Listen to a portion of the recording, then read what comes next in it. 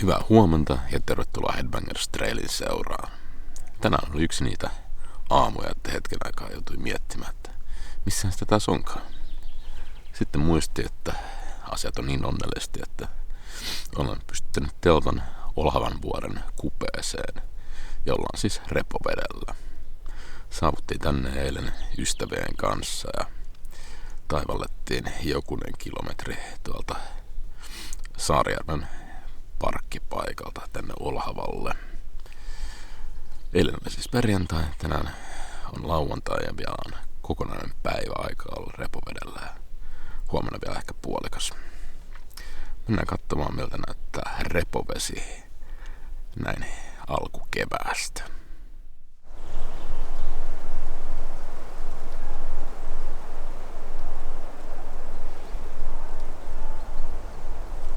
Ai että kaunis aamu.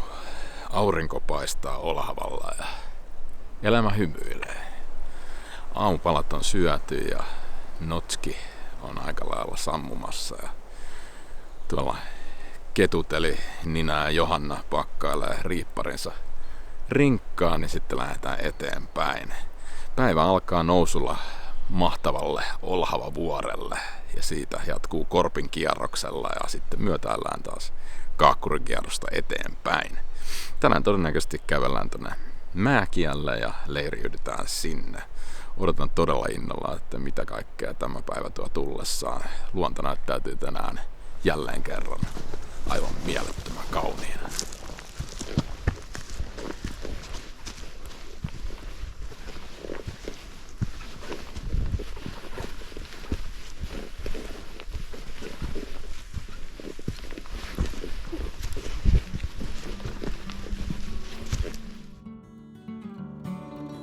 Repovesi. Jostain syystä repovesi vetää minua puoleensa. Tänne saapuminen on kuin saapuisi vanhan ystävän luokse. Jälleen olen kiipeämässä Olhavan vuorelle, jolta avautuu joka kerta yhtä sykähdyttävät maisemat. Majesteettiset metsät jatkuvat silmän kantamattomiin. Jostain syystä tämä näkymä muistuttaa minua Kolin ja Oulangan kansallispuiston kansallismaisemasta. Kuulen avaraa maisemaa kurittavassa tuulessa voimakkaana pohjoisen kutsun. Kutsun käyskentelemään sen ikivanhoissa metsissä, kulkemaan villisti virtaavien jokien varsia ja nousemaan kunnioitusta herättävien jättien huipulle, kurottamaan kohti loputonta horisonttia. Tunnen kuinka nämä maisemat sytyttävät tuon kaipuun jälleen ilmiliekkeihin, mutta samalla tiedostan, kuinka tärkeä juuri tämä hetki on. On tärkeää muistaa olla läsnä hetkessä, sillä repovedelle tullaan ystävien kanssa. Jos levoton mieli vaeltaa aina kohti suurempia seikkailuita, niin ohitse kiitävä aika ja niin monet kauniit hetket karkaavat kuin höyrynä henkäyksen mukana piilenevään iltaan.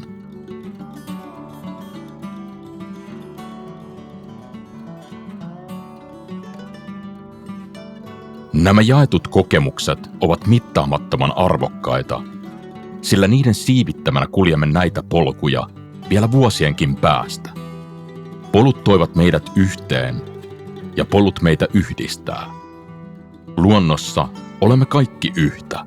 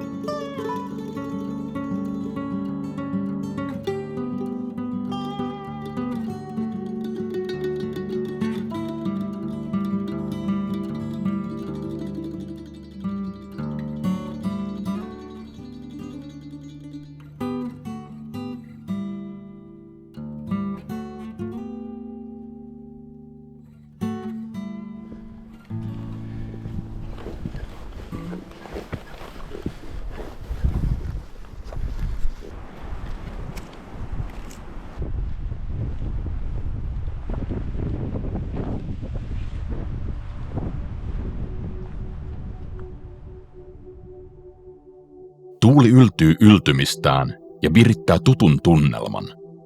Viimeksi kun otin askeleita kettujen jalan jäljessä, oli syyskuu ja ruskan värjäämä käsivarren erämaa oli saamassa kauniin lumihunnun. Ylitimme porukalla kahlaten Vuomakasjokea, jonka ylitse kulkevan sillan oli ilmeisesti tuhonnut kevättulva. Sankka lumipyry ja korvissa ulvova tuuli yllätti kulkijat pyrkiessämme kohti Pitsusjärven autiotupaa. Tällaisella ilmalla avotunturi ei anna armoa. Suoja on etsittävä autiotuvista. Voimakkaan kokemuksen uuvuttamien vaeltajien hersyvä nauru raikasi järven rannalla pimenevässä illassa. Tuvassa oli tiivis tunnelma, siellä tarinoitiin, naurettiin ja pohjustettiin tietämättämme ystävyyttä. Ovessa luki maksimissaan 4 henkilöä. Meitä taisi olla 11 plus koira. Harvat pääsevät jakamaan tällaisia kokemuksia. Tuona päivänä haltin huipulle kertyi 50 senttimetriä lunta. Vaikka haltille en noussut kettujen perässä, niin uskon, että nousemme vielä monelle muulle huipulle yhdessä. Kuten tänäänkin.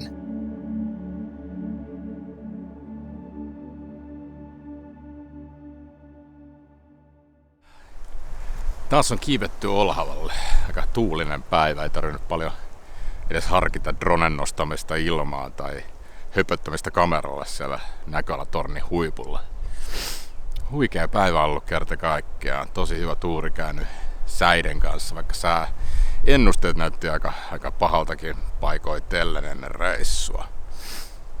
Hyvin nousee jalka edelleen ja alkaa tuntumaan vihdoinkin siltä, että koronan rippeet on ravisteltu harteilta pois. Aika lailla tämän reissun teemana on ollut se, että nautitaan luonnosta ja mennään rauhassa ja ei tehdä mitään älyttömiä suunnitelmia, eli fiiliksen mukaan edetään. Nyt lähdetään pikkuhiljaa tästä valumaan kohti Kuutin kanavaa ja sen jälkeen Katajavuorta kohden. Ei kai siinä. Mennään katsomaan mitä tapahtuu.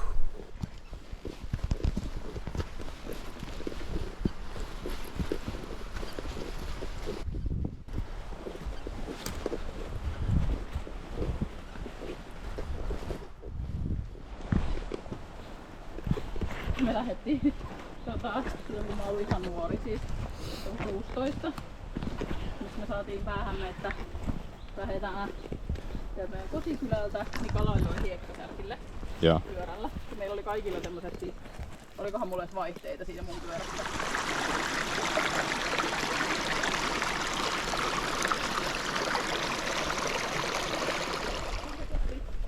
Ei oo sitä veden sinisyyttä. Se maisema on tosi hyvä. Joo.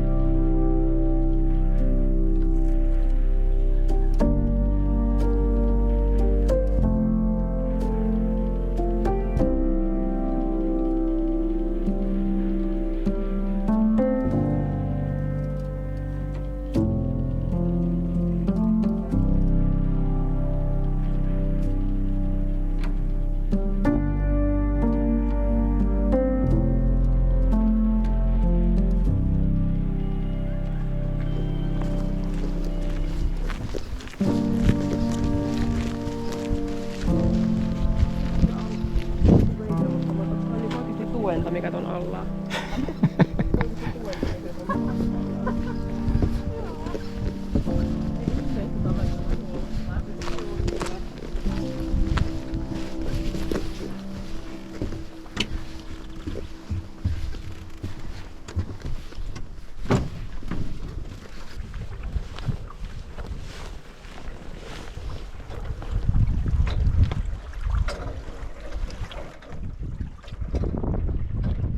Näin se homma etenee, kun ketut vetää. Näin on.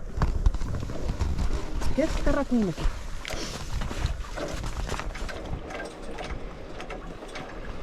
Törmäys.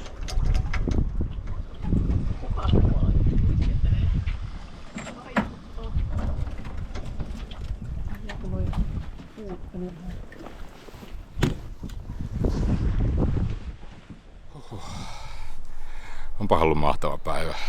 Nyt tuntuu hyvältä, kun sai rinkan pois selästä ja tämän päivän taaplaamiset on taaplattu. Kyllä tällekin päivälle on mahtunut vaikka mitä. Eka päivä aloitettiin sillä, että kiivettiin Olhaavuorelle ja käveltiin siitä Korpin kierros. Sen jälkeen lähdettiin sitten suuntaamaan Mustavuorelle, kiivettiin sinne ja käytiin Näköala tornissa. Siitä sitten pikkuhiljaa luovittiin Kuutinkanavan kautta kohti Katajavuorta, joka on kanssa aika hulppea, pitkine portaineen ja Näköala kallioineen. Hulppeat maisemat. Jonkin verran on näkynyt tänään retkeilijää liikenteessä, mutta yllättävän rauhallista silti. Nyt sitten edessä iltapuhteet, leiri pystyyn ja ruoan kokkailua ja chillausta ennen yöpuulle painumista.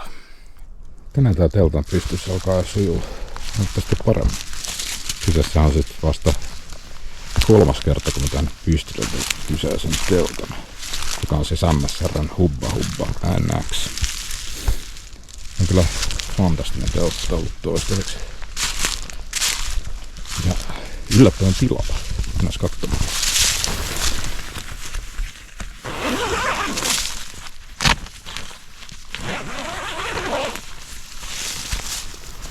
Elikkä tää on tosissaan se 2 hengen malli. Molemmissa päädyissä on tällainen verkkotasku. Ylhäältä löytyy kiinnikkeet 4 eri kohtaa, eli periaatteessa tää saisi viritettyä varmasti ylös jonkinnäköisen verkkotaskun vielä tonnekin. Pitäisi varmaan tehdä customina itse. Molemmilla puolella uloskäynti, niin kuin näkyy. Jos 2 henkeä, niin se on varsin hyvä. Ja molemmilla puolella löytyy myös tällainen absidi, mihin saa varmasti ainakin rinkan mahtumaan. Yksi kun täällä köllöttelee, niin tilaa on valtavasti. Mikäs täällä ollessa herran kukkarossa, niin sanotusti. Joo, katsotaan vielä tässä vähän myöhemmin, kun mä saan tää mun ilmatäytteisen patjan ja quiltin ja uuden tyynyn, niin voi vähän esitellä mun nukkumissysteemiä niin sanotusti. Tuossa alustana mulla on tuossa Expedin Downmat 9 L2V, eli ekstra pitkä ja leveä. Se on tähdetty aika lailla niin mukavuuteen. Todella lämmin alusta. Muistaakseni R-arvo on joku huikeet. Onko se 7 vai 8? 9 senttiä paksu on tämä, joten erittäin mukava myös kylkinukkujalle, kuten minä. Toi tyyny, muistaakseni sellainen kanava kuin Justin Outdoors. Olen tehnyt aika sellaisen kattavan tyynyjen arvostelun, missä hän kävi läpi isompia brändejä ja vähän tällaisia pienempiäkin. Ja hän päätyi siihen, että hänen mielestään paras on tämä Halpis. Tämän valmistajan nimi on muistaakseni Hikenture. Todella halpaa ja menee sellaiseen nyrkin kokoiseen pussukkaan, eli hyvin pieneen tilaan ja hyvin kevyt. Mun makuupussi, joka paino 1,5 kiloa, on vaihtunut nyt tämmöiseen Cumuluxen Quilt 350, joka on varsin näppärä, eli riippari harrastelijoille varmasti tuttu näky tämmönen. Eli tää on todella kevyt. olisikohan tämä nyt ollut joku 500-600 grammaa vaan. Ja se johtuu siitä, että tässä ei ole huppua. Täällä alla ei ole enää niinku kangasta tai filliä. Tässä ei ole täyttä vetoketjua. Siinä lähtee aika paljon painoa pois.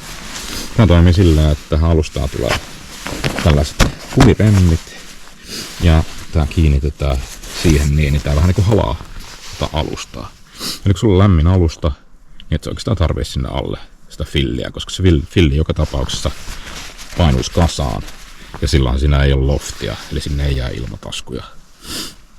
Tää on kyllä nyt ensimmäisen yön vasta viime yönä nukuin aika kylmä yö olikin, mutta tuossa pärjäs kyllä hyvin. Täällä on tällainen klipsi, joka tavallaan niinku saattaa sun kaulan ympärille ja tuosta kiristettyä. Ja sit jos on tosi kylmä yö, niin mulla on aina kuitenkin kevyt untsikka mukana ja siinä on huppu, joten mä en tarvitse tähän huppua. Näin. Tää on nyt uusi systeemi.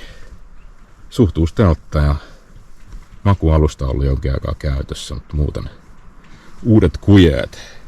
Näillä nyt mennään ainakin tämä reissu. Sen jälkeen todennäköisesti aion päivittää tuon makualusta johonkin ultralaittiin, joka kulkee sitten ainakin kesän ajan mun mukana. Siinä sitten ajatellut sitä, että se on myös pakkautuu huomattavasti pienempää, joten bikepackingissa se on omiaan, mutta olen siitä aika varma, että se tulee myös olemaan expert, koska olen ollut tähän todella tyytyväinen. Niin se alkaa olla päivä pulkassa.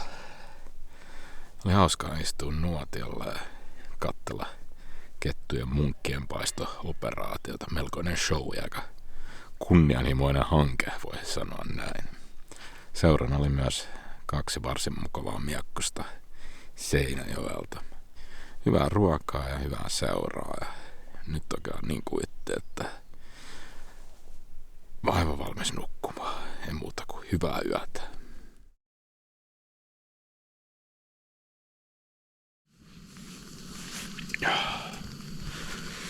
Huomenta. Aamu alkaa sateissa merkeissä. Siispä aamupuurot ja teet tulee sitten kiiteltyä absidissa. Onneksi on reilun kokoinen absidi. Eipä siinä. Aamupalat naamaa ja hitaasti, mutta varmasti leiri nippuu ja katsotaan tossa vaikka sade vähän taukoais, niin saa sitten teltan laitettua kasaan. Ei ole kiva niputtaa sitä sateessa, mutta kyllähän siitäkin selvitään. Näinpä, mennäänpä katsomaan mitä tämä päivä tuo tullessaan.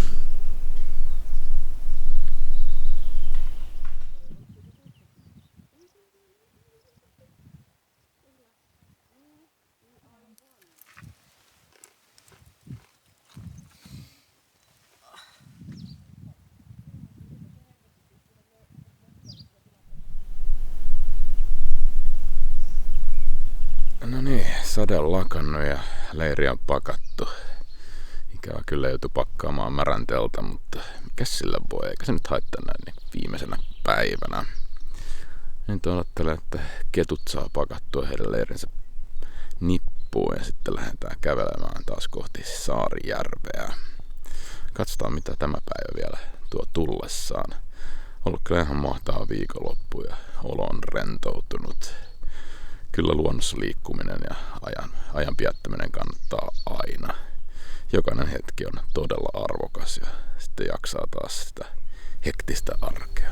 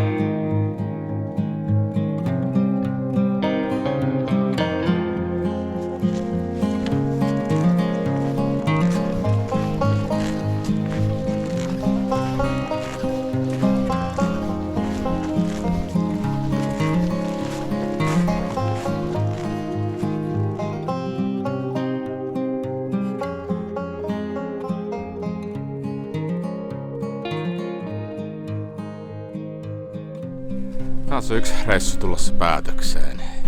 Huikea viikonloppu ja noin 32 kilometriä vaellusta takana. Mitä parhaimmassa seurassa. Kiitos siitä Niinalle ja Johannalle, eli ketuille. Ai, olipahan mahtava viikonloppu viettää luonnossa jälleen. Tuntuu todella hyvältä. Mutta jälleen kerran on aika sanoa näkemiin ja nähdään seuraavalla reissulla. Muistakaa painaa sitä yläpeukkua, käydä heittämässä kommentteja ja kysymyksiä. Nähdään seuraavalla reissulla. Moi moi!